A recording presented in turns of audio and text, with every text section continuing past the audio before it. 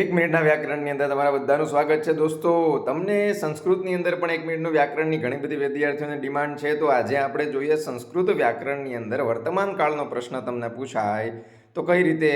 તો એના માટે સૌથી પહેલાં તમારે પ્રત્યય તૈયાર કરી લેવાના છે દોસ્તો. મી વહમહ, સી થહ તીતઃ અંતિ અને આત્મનેપદના ઈ વહે મહે સે ઈથે દ્વે તે ઈતે અંતે.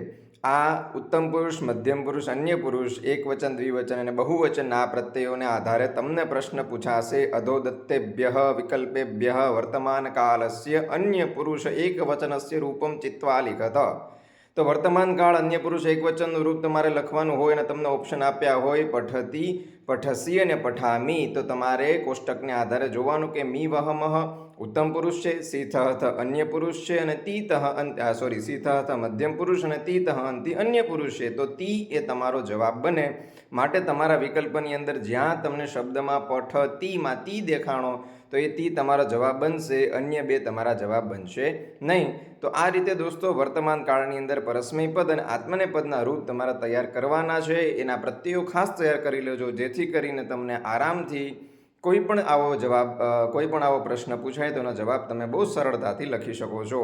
એક મિનિટના વિડીયોને જો તમે પસંદ કરો છો તો લાઇક, શેર, સબસ્ક્રાઈબ કરવાનું ના ભૂલશો. મળીએ, બાય બાય.